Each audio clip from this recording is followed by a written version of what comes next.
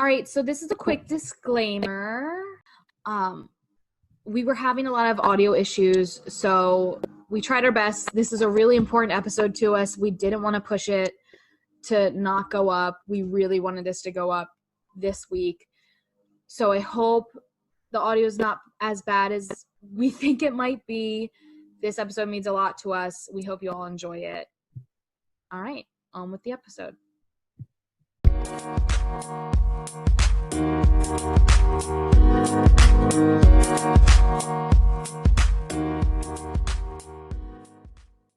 Hello, everyone, and welcome back to Tipsy Talks podcast. It's Leanne. And Kristen. And I'm super excited about today's episode because this movie was announced to be sent to digital download a bit early in the quarantine, I think. So it's like been getting me through quarantine. So I'm really excited. I forced Kristen to watch it. My mom was really amped on to watch it. It is The King of Staten Island, a film loosely based on Pete Davidson's life. It would be if he hadn't found comedy. That's kind of the vibe that they were going for. Basically a reimagining of his life, had he not found comedy, and he wanted to open the greatest business venture ever. Ruby Tattoos Days. I fully support it. Oh, fully. I would totally go to it. My mom was ready to drop some money for him. She was like, let's do it. Let me help you fund this, Pete Davidson. It was probably her favorite part of the film, other than the bar scene. The bar scene was good. Yeah. It was good. Short disclaimer before we move into talking more about the movie. This is going to contain spoilers, so please, if you want to watch the movie before listening to us, stop, go do that now, but please come back. If you don't really care and you kind of want to hear what we have to say, then keep listening and we'll talk more about what the movie meant. It is $20 to rent, and you can check on kingofstatenisland.com where there are places to rent it for you. Places like Amazon Prime, YouTube, Vudu, I believe Alamo Cinema's one, Xfinity, like all your on-demand places. You can rent it there, and if you're like, oh, $20, listen, how much would you be spending to go see it in the movies? Because you have the ticket prices that are like $13 in some places, plus the food and drinks. So there you go. Pay it. Yeah. Enjoy this movie. It's a great fucking movie. Yeah, it's a really good movie.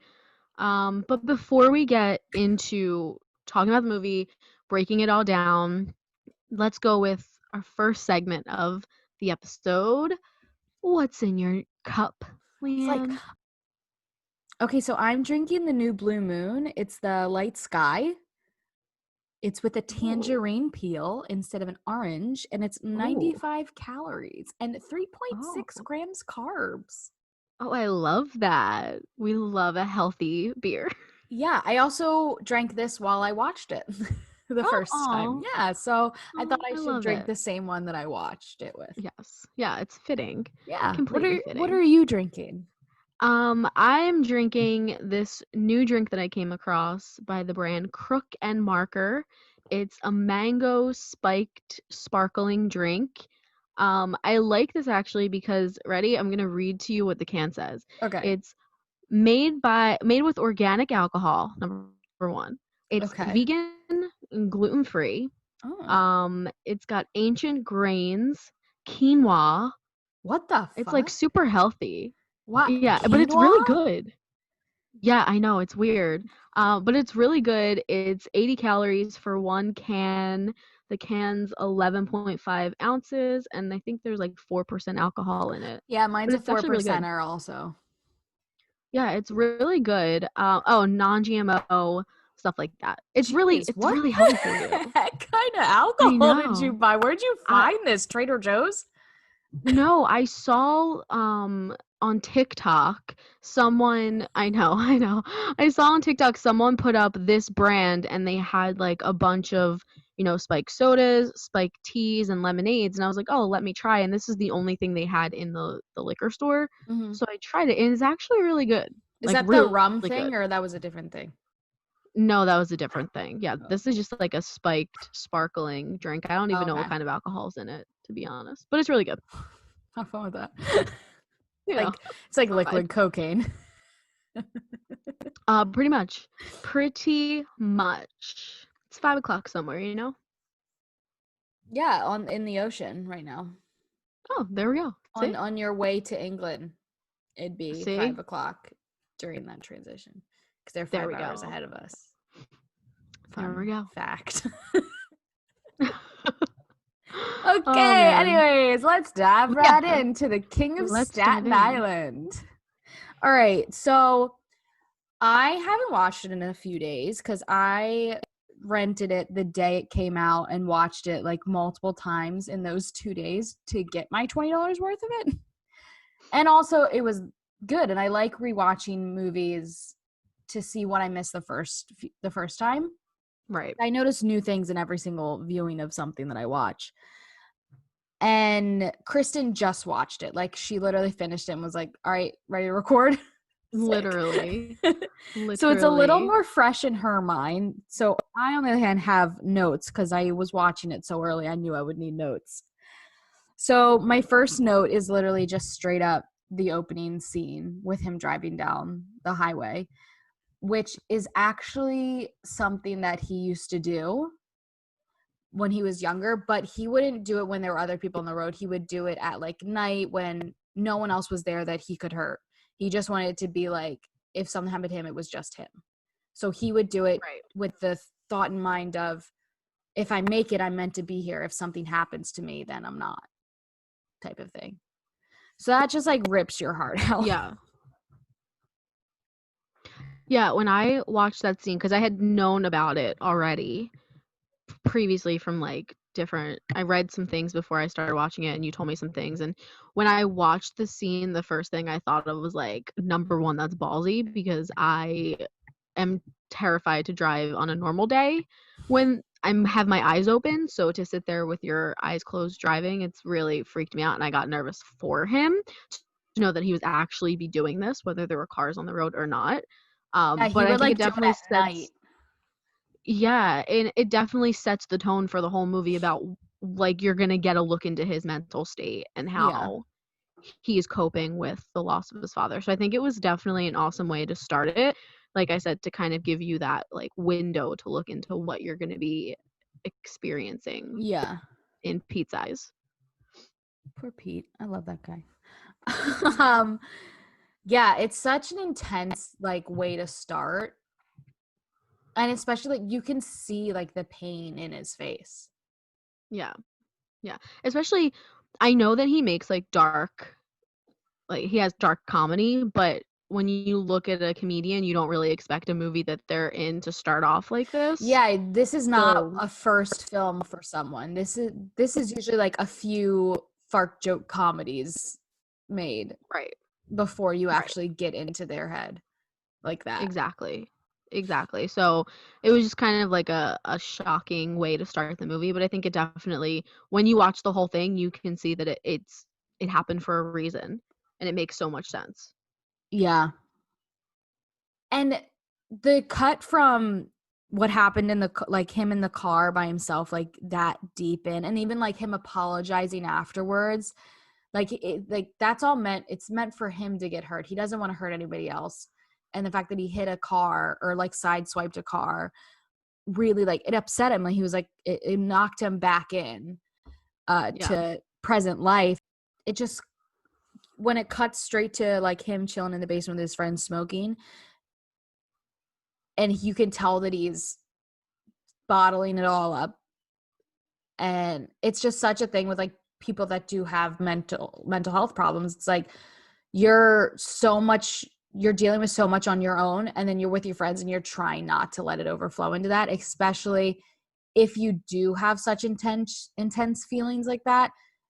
Your whole day is exhausting because you're trying not to let everyone else see where your mental state is. You don't want to be a burden on anybody. You don't want anybody feeling what you're feeling and anything like that. So, and he uses, like, he jokes during it and everything that they even make the joke about his dad and everything like that. And the one guy is his best friend in real life. Ricky was playing, what was his name? Oscar in the movie, I think. Mm-hmm, yeah. Yeah, that is so. one of his best friends, and he was like helping write some of the jokes and everything like that, where he knew what kind of jokes he can say to Pete.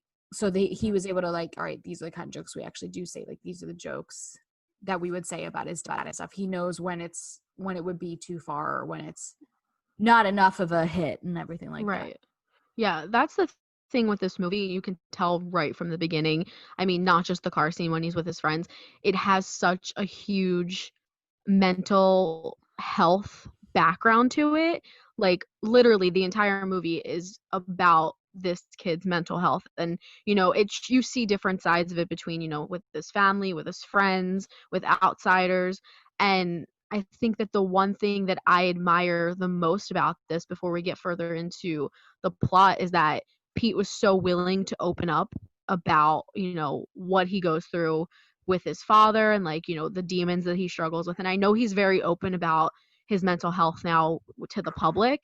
And I think that it's just super important that he did this kind of movie for people, because mental health is such a topic that has a stigma around it still, and I don't understand why. So this movie, I think, it doesn't glorify it, it doesn't talk bad about it, it just kind of gives you like a look into his life. Like, you kind of feel like you're living the life with him, so you can see how he's dealing with it. And that's what I felt when I was watching the scene with his friends, because I'm sitting there when they're joking around about his dad's death, and I'm like, oh my god, that's such a touchy subject. I don't know if he would actually really joke about that. And then I was sitting there, like, looking at his face, and I'm like, no, wait a second. Like, if I was put in his shoes, I understand where they're coming from. Like, they can joke about it. They know their limits with him. And for someone who's dealing with mental health issues like that, it's huge to know your limits, and also it's huge to know if you can or can't joke with other people about it, if that makes sense. I know both of us do have mental health issues, chemical imbalance, however the fuck you want to talk about it. But I kind of have the same. I never realized it until, like, starting to watch interviews with him, and then really after this movie, how much in common with him I have with the mental health side of it, not like Crohn's and everything else that he has, but like, Right. I make those kind of jokes to make myself more comfortable. I'm someone that laughs when I'm uncomfortable. I will make the wrong jokes at the very wrong time. And so, like, this whole time, like, I think that's why I've liked it more than most people that I've talked to that have watched it. Like, my sister watched it. I'm not going to get into what she says because I don't know if her and her boyfriend are going to do their podcast, which is Filming You In, a wonderful podcast. But yeah, I just feel like seeing this really brought more shit to light for me. And I thought I knew everything already about myself, but then I was like, oh shit, I've done that. Yeah, I feel, I don't know what else to say about that right now. Yeah, no. My brain's not working right now because I was like, ugh, too much. You're saying too much. No, but this is the thing, though. That's why I think that this movie is so important, because people who might not realize that they're dealing with the same things that he's dealing with, it brings that to light for them. It's finally like, it can click for them, like, hey, I'm suffering from this as well, or I'm dealing with this as well. And I think that that's such an important thing that this movie does for people, because it could be people that have no idea that they're dealing with things, and they're just like, oh, this is just the way that I am. But then they can see, oh no, wait, maybe something's going on here, you know? So I think that you're a perfect example of that. And like, other people are going to be dealing with the same thing that you went through with that. So thank you, Pete Davidson, for that. Like, seriously. So I think it's important. On a date? Hey, Pete, Pete has no social media. I can't do anything. I wouldn't do anything. Should I write him a fan letter? Does he have a P.O. box? Probably not. What if he does? What if I write him a nice, lovely letter for You you? send a letter to the SNL offices? Yeah. Oh my gosh, can you imagine? No, I would punch you in the throat. I think I'm gonna do it. I would literally punch you in the throat. Okay, That's what anyways, fans are we're for. get away, back to the movie. All right. There's one more thing that happened in the basement that I don't even know if you picked up, but so when Kelsey's trying to get them to like go out, and I don't know if you picked it up, but he was literally going, no. He said like, it's safe here. No, it's safe here. Yeah. And the second he said that, I went, same, boy. Like, me too, Pete. Yeah, that's literally all I wanted to say about that. So after the basement segment, it moves into the scene when he and Kelsey are sleeping together, and he kind of starts talking about how, you know, he can't be in a relationship with her because he doesn't want to hurt her, and you know, he just does, like, she wants to move into something serious with him and be more than just a hookup and stop hiding it from their friends, and he's just not ready for it. He just kind of tells her that he doesn't think that they should be more than what they are. He doesn't want to hurt her. And when I watched it, at least, because I don't really know much about like his background. Like, I knew what his past was like, but I didn't know much. Like I know you knew more than I did, but when I watched it, I can already immediately tell that this was like, it was kind of killing him to tell her, hey, I'm gonna hurt you. I don't want to do this. I don't want to move forward. Like, you knew that he kind of wanted to say, hey, I do want to try a relationship with you, but something was just holding him back. And it actually, like, I had to pause the movie and rewind that part like 2 times because I actually was like, oh my God, I feel for you. Yeah, it really, like, just especially just we're probably gonna say it a million times, but knowing that it's his life, it's like it hits even like harder when he says like self-deprecating stuff, or you see the hurt in his eyes, especially some scenes you really see that it goes past the movie, some of the stuff. Yeah, exactly. And even oh, sorry. No, go ahead. Even one of her last lines in that scene where she's like, I know you think I'm awesome. I just don't like that you don't think you are. Yeah. Like, that little line was just like my heart. But yeah, when I was rewinding that and watching that scene over again, I kind of put myself in Pete's shoes, and I was like, yeah, how many times have I had guys in my life that I was just telling them either I don't want to do this because I'm not ready, or I'm going to hurt them, or something like that, when in reality I literally was just afraid to make that commitment, and I wasn't thinking of myself as, I don't want to say worthy of, but kind of like worthy of that relationship. And that line that she says made me literally question myself, like, wow, like, do people think of me as like, I wish you would look at yourself the way that I look at you? Because in my head, I'm like, no one's thinking that. But it made me take a step back and think about my own personal life. And I'm like, wow, Pete Davidson, I never thought you would be the person that made me question my past relationships or not relationships that I like stopped. It's weird. My next note is literally snide comments at the grad party, just because I really liked his little like under his breath comments while those parents made a speech, because that's literally me at any sort of like anything where someone's like loving on somebody. I'm always making those side like, no, that's not right. They don't actually feel that way. Like, Yeah. that's me to a T. Yeah, I thought that was pretty funny, that scene, but also like I do the same thing with certain things, not maybe like not to that extent, but I definitely will sit there and I'll make little comments like, no, you're lying, that's not true, something like that. I also think that just showed the family connection that they have, because I know like there was the argument about what he was actually going to wear, and like his mom wanted him to wear his dad's suit, and like I feel like that whole dad suit, like him going in and opening up his dad's stuff, I started to tear up because when he sniffed it and everything, and then when he like pretended like he was talking to his sister and saying what he couldn't actually say to her to her face. Ugh, Yeah. I That can't.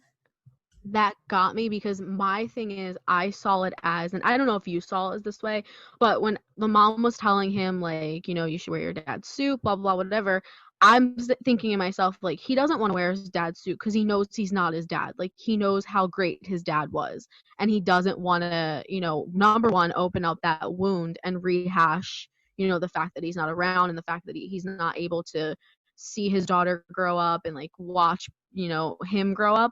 But then I thought like, wow, he doesn't want to put on that suit because then he's kind of like the male figure in the family. Like, how when a father passes away and there's a son, they become that male figure. That's what I think everyone wanted him to be. And he knew that he wasn't that. So putting on that suit was not going to change the fact that he wasn't that. And it was just going to kind of make him feel like absolute shit. And again, like I said, reopening up that idea that the father is no longer there. So when I Yeah. watched that, I was like, they're expecting a lot of this dude, and he's really struggling in his head right now, and they're not even realizing that he's struggling, but yet they're gonna fight over the fact that he doesn't want to wear this suit to a graduation party. I don't know, it was like that one scene kind of got me in my head. See, I saw it more of like he's just not comfortable unless he's in his t-shirt and sweatpants. Yeah. Like I just saw it Yeah. as they're like, come on, can you like for once, like we know you don't have any of this stuff, so just like wear your dad's stuff. I saw it more as that. And like, yeah, he does like, I mean, he didn't even hesitate ripping that bag open. So it's not like he was Yeah. like, you can tell they preserved. I mean, in the movie and in real life, he passed away when Pete was 7. So it's like Mhm. that's all been packaged up. I don't know how many times like his mom's gone in and like had a little smell of his clothes or looked through it. Yeah. Like, but I just saw it more as him not wanting to go somewhere, especially like in a big crowd. Like, I don't like going to parties when there's like a crowd or anything like that. Like, I hate going to those things. Mhm. But like, he also like trying to make him put on something that's like not him. And regardless, he Yeah. still went in like nicer clothes. But I think I saw a photo somewhere from his sister's graduation, and he literally wore like a t-shirt to his sister's graduation. Listen, I support it if he's comfortable. Yeah, like I But think I feel I like the way you saw it too, but I saw it more as like you want me to go to this thing, like at least let me be comfortable. yeah, Like you're yeah. gonna make me put on a suit. I don't want to be in a suit.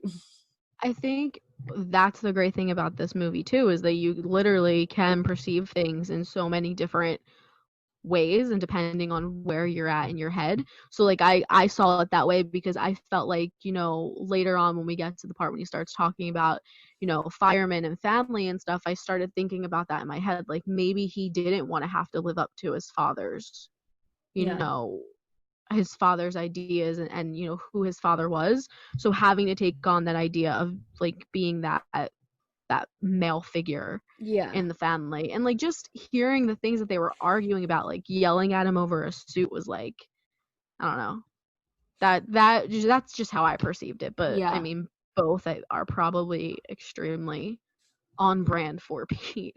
Yeah. Yeah. And then my next note, I feel like I was kind of just focusing more on just Pete. So I know what would have come in between these two notes is when Ray started pursuing his mom, Mhm. Listen, which is okay. totally kind of creepy how he went about it. Yes. I First of all, let's I mean, power to you, Ray, for having the balls, but also yeah. like I wish we knew the proper span, like time span. Yes. That is the thing. Here's my issue that I have with Ray from the beginning. In the end, whatever, but like in the beginning, okay, first of all, I felt like without knowing what was going to happen. So in the movie, what happens is Pete Davidson's character gives a Hold on. Let me tattoo to this young boy. just explain real quick to you. Go This ahead. part of the story Hmm. was more Pete. He wanted to show his mom that she could have, like, she could go out, like, because she still has only been, um, putting her full attention to Pete and his sister. She's never gone out. She's never had a boyfriend. She's never done anything. So this movie, he wanted to show her, like, if you want to put this in, you can. But he wanted to show her that they're okay with her having a life. They want her to have a life. Like, that was his point of the movie, really, was a love letter to her and to show her that they want her to have a life. Right. So this part, the Pete and his mom, not so a it didn't thing. really happen. Okay. No. But in the movie, what happens is Pete's character gives a tattoo to a young boy who he meets. In the end, the father finds out about the tattoo because the kid's only like 9 years old. He shows up at Pete's house and is yelling at the mother about, you know, having to pay for the removal, all that stuff. So my issue that I had with this specific moment, number one, I totally get it because I would be the same thing. I would be showing up at Pete Davidson's door like, excuse me, what did you just do? 100%. But my problem that I had with this scene was how fast he did literally a 180 from being so pissed at her to when he found out that the father was no longer living, and he was just like, oh shit, yeah, I'm sorry, and then comes back how long it is after, to ask her out on a date. Yeah, I don't think it was that long because they're in the same outfit. Yeah, I want to say it was probably like a few hours. Yeah, a few hours. The whole introduction to Ray in the movie I got really fired up with, but then I started to like ease up a little bit towards the middle of it. Yeah. So. I also did, like, my issue with Ray, it's also like, I wish that we knew the time frame. Like, it just that part bugs me because I'm like, when did he start to preach how he felt that she should treat Scott? I don't want to keep saying Pete. Yeah. When did Ray start like giving her his 2 cents about that Scott needs to live it, like move out and all this shit? Like, what? Yeah. Like, how long had you weaseled your way in before you started telling somebody else how to raise their son, their 24-year-old son? Exactly. I was thinking that too, and I think that's why I was still a little annoyed about the way he got into their life, and then, you know, how he started to put his two cents in, like you said, and kind of give his opinion. I get both sides, but it's also like, like suffering with mental health. You're like, come on, like in your mind, like in the person's mind, like they are doing their best. They're surviving each day. Like, that's all they can do when it's that bad.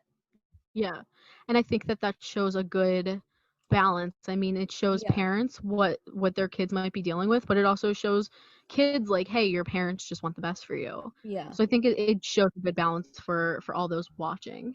Yeah. And to get less like storytelling of the actual movie, we're now just gonna move into just kind of saying like little things we noticed about the movie.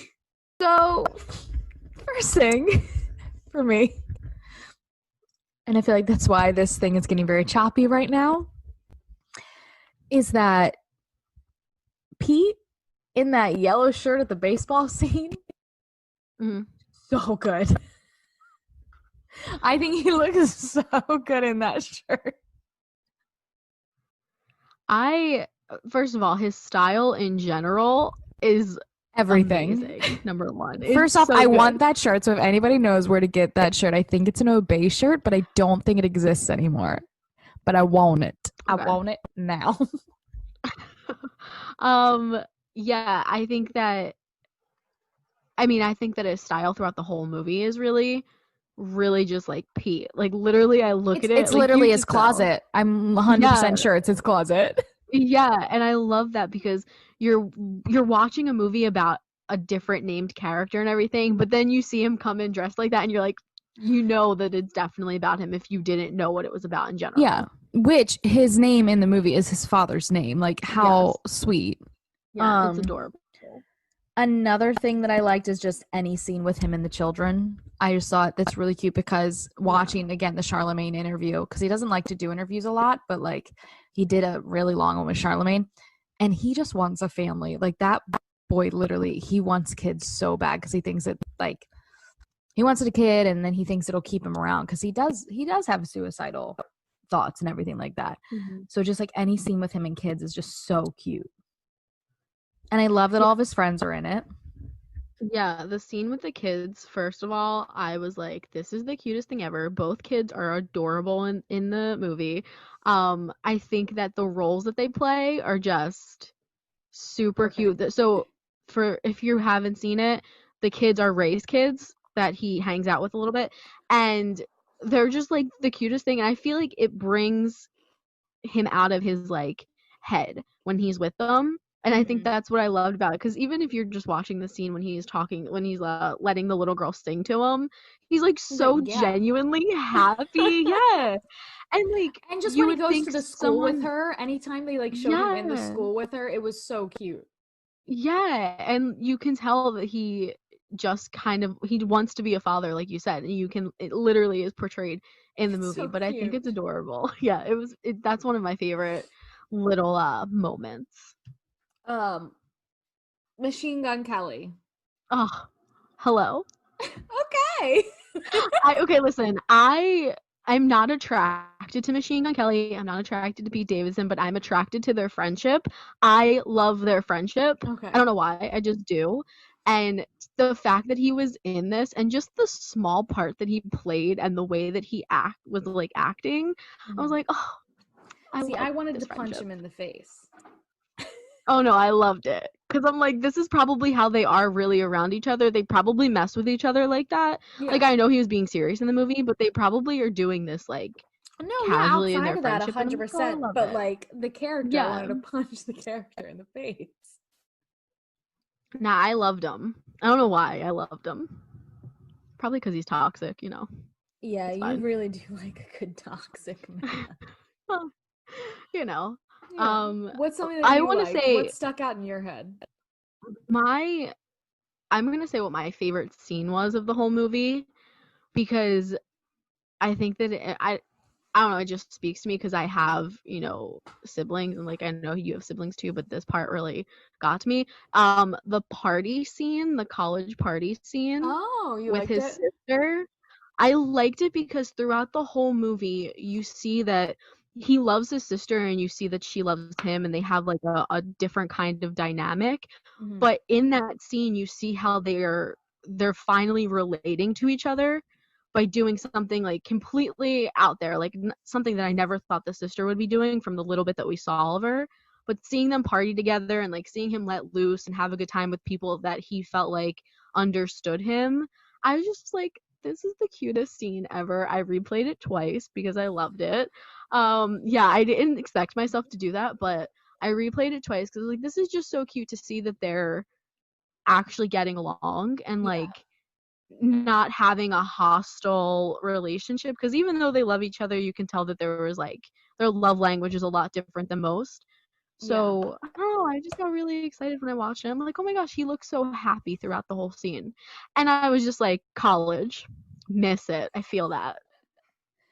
Another thing that just the moment he walked into the fire station, I started crying my eyes out for him, because I was like, knowing like that's one of the first times he was back at a station, I think. Yeah. And then the ride along, knowing that also like that was a really hard day for Pete and the character Scott. It was like hard. You could literally see the tears in his eyes. Yeah. And the fear that he had seeing them go up in there. Yeah. That was super, super realistic. I felt like I was actually watching, I was watching Pete Davidson do this, but I felt like it was like a real fire, and he was actually standing there watching this happen. And I thought that was really a moving scene. And I think another moving scene, going back to the firehouse, is when they were sitting around the table and telling stories about his dad. Yeah. I was like, I love this, because I love when other people tell stories about someone that you love or has been in your life. And I'm like, this is so precious. And the fact that the one is his dad's best friend. Yeah, that makes it even better. And then at the bar, a lot of the extras in the bar scene were his dad's friends. Okay. So like he had all of his dad's friends there doing that. And then the thing that I text you like, hey, I just found something out, but I'm not telling you until the podcast. So the song that they sing in the bar, well, that they quote unquote sing at the bar, Yeah. Was actually Pete and his dad's favorite song. And I just found that out today. So yeah, it like hits even different. That scene hits even different. Yeah. Like knowing that was God, like that's his so sad. yeah. According to the article that I found, it was like him and his dad's favorite song together. Yeah. I love that. Oh my God, stop. I'll cry right now. I didn't cry the entire movie. I'm proud of myself, but now I feel like when I go back and watch it, I'm gonna just start bawling my eyes out. Yeah, I feel like I didn't Oh my want to gosh. tell you too much so Yeah. that you could just like watch it, and then after you watched it the first time, if you really wanted to watch it again, I would just be like, here's everything. Yeah, Let I'll it hit different. probably end up rewatching it again before my rental. Yeah, because you get it for 48 hours. Yeah. I genuinely thought I was gonna cry today watching it. I had an emotional morning this morning listening to country music. I don't know why, but I did. You So I have an thought that emotional moment every single time you listen to country music, so I don't know why you this did is that to true. yourself. But I wasn't listening to like a song that was super sad. That's the crazy part. But I was listening to it this morning and I told Leanne, I was like, I'm gonna cry today watching this. And I didn't cry today, but I think it's because I forced myself not to. So I'll probably watch it again and then like call you crying. It's that kind of movie. It's so good, especially when you like know more about who he is and what certain scenes mean. Yeah. Like that Yeah. scene, what else is there? I don't know. What's another thing that you like? I want to try not to because I just want to talk about the film and like everything about it. But I Yeah. don't want to because I want people to actually watch it.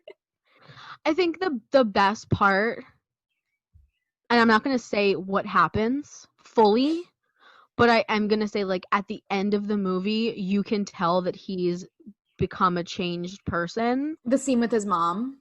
Yes. Yeah. Like through that moment, like you can tell that he's become a genuinely changed person through the experiences that he's had with the firehouse and like with the firemen. And I feel like he kind of understands a little bit more of why his father did what he did as a career.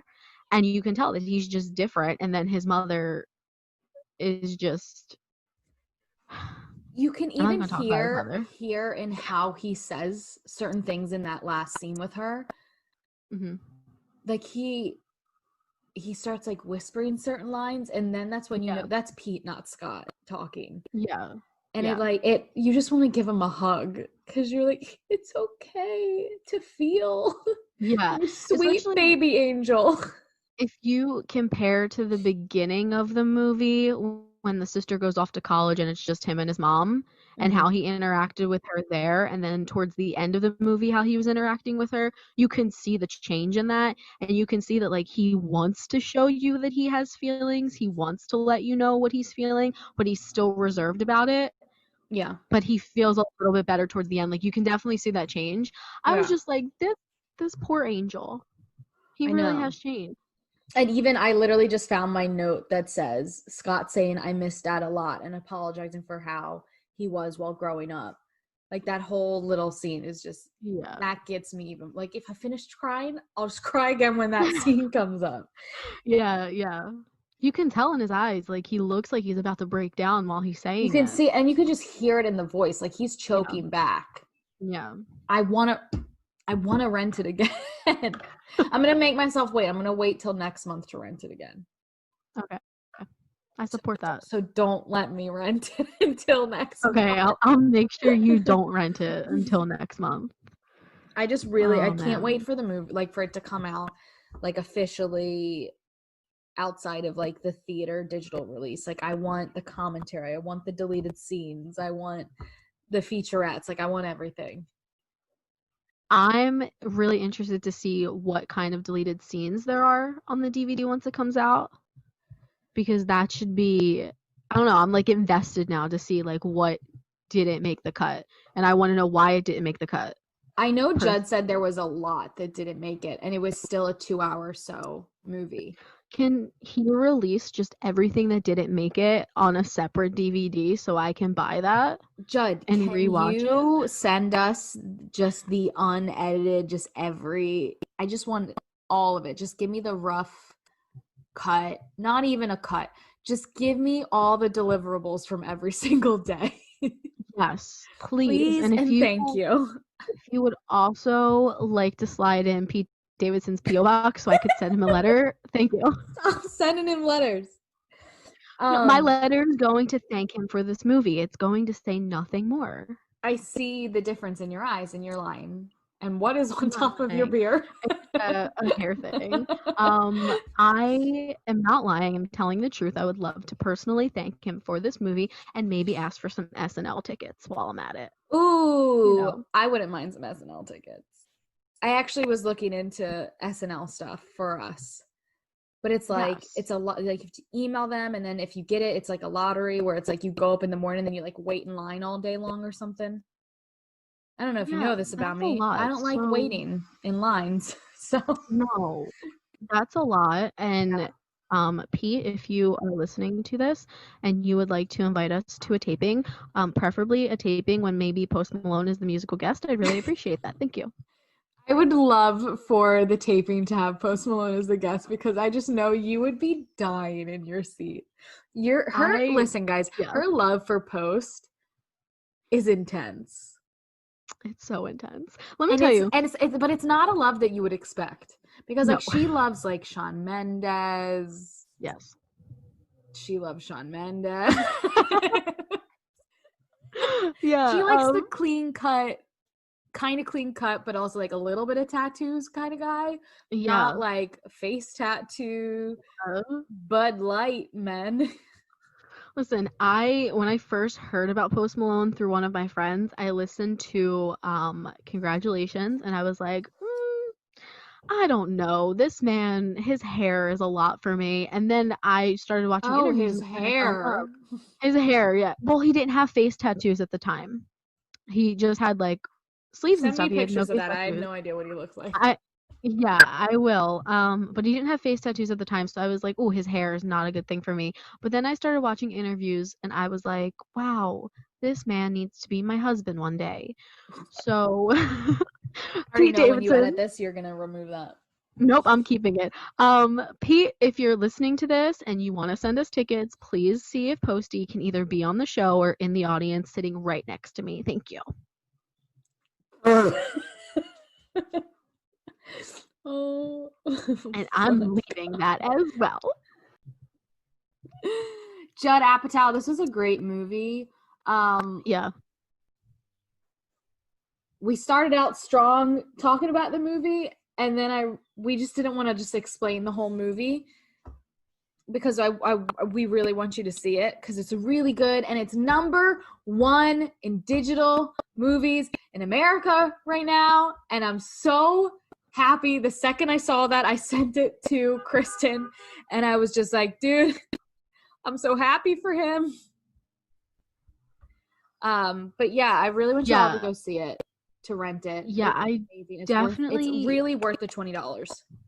Yeah, and I'm saying this coming from someone who wasn't like a huge Pete Davidson fan. Like I knew of him, I knew of his work, but I definitely recommend watching this movie. I think that again, the underlying message of like, mental health and dealing with your emotions and confronting your emotions really is strong, and I think it's important for everyone to watch and understand. And I think that's kind of why we wanted to do this episode, besides the fact that like Pete's a legend now, apparently, in my eyes. Wow. Yeah, which is I funny know. because let's hold on, because like a few weeks ago you were like, I don't even really like him as much as you do, because I got mad because someone that she's friends with doesn't like him, and I said, well, guess what, I don't like him either. So shout out to you because I know you listen to the podcast. I got beef with you because you don't like Pete. So there. I really like that you just said that, because you literally were like, no, I don't really like him. Don't really like some of his jokes. Da da da da. But now you like see him in a different light, and now you understand why he makes jokes that he does. Yeah, here's my thing. I Then didn't hold find on. I was also like, does she not like my jokes because like I have the same humor and darkness as no. Pete? No, it's not. My thing is, it's not the jokes because dark jokes I'm always for. I think they're great. But my thing that I had with him was some of his delivery of his jokes I just wasn't really into, so I didn't really pay attention to his comedy. I didn't really like. I'm not a big SNL fan unless someone I like I is on there. love SNL. Yeah, I really someone I like has to be on the show for me to fully watch a full episode, but I just didn't know enough about him to actually consider myself a fan of his. I would also like to add in that he's been sober, like pretty sober since this quarantine started. Like in the beginning he wasn't really smoking that much. And then now one of the like right before the film came out, he did an interview with CBS News, somebody, I forget what it is. But the interviewer was like, there's some misconceptions about you, and he was like, well, what do you think I should clear up?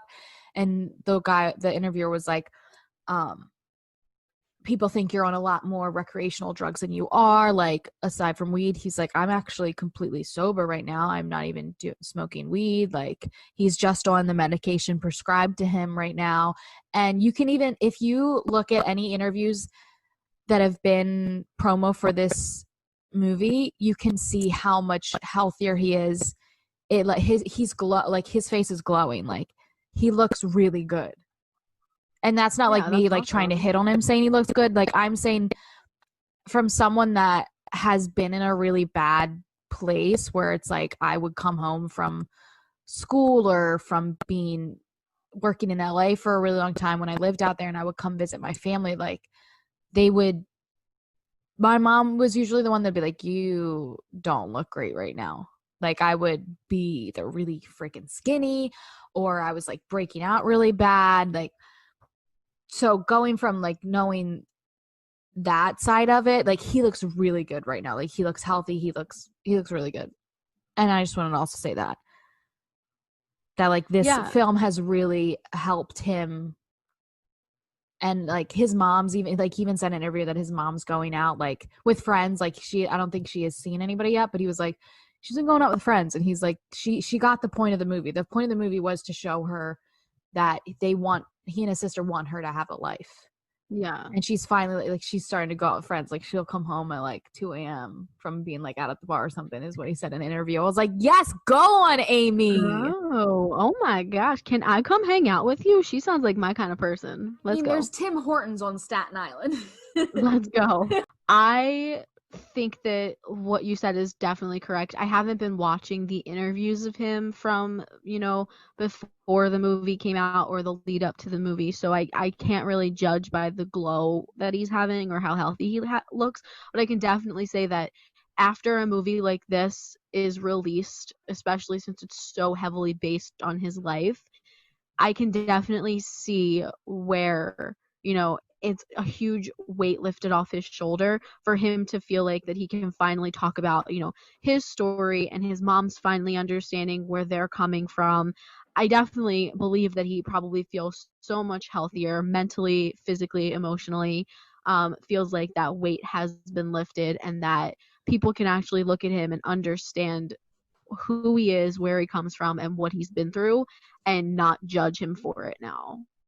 What a great episode I hope we just had. Yeah, I think it was a really good episode, different than other episodes that we have done.